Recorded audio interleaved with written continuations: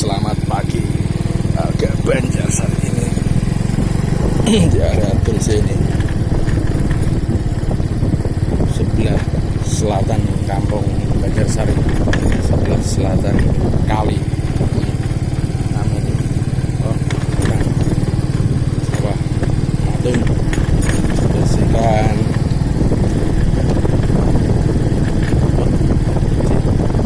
kacang hijau.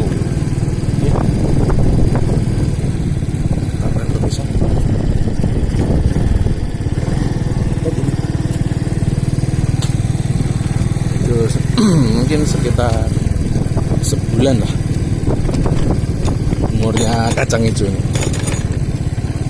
Diperkirakan akan di Lebaran Haji nanti mungkin begitu besar panen pemirsa, ya kan?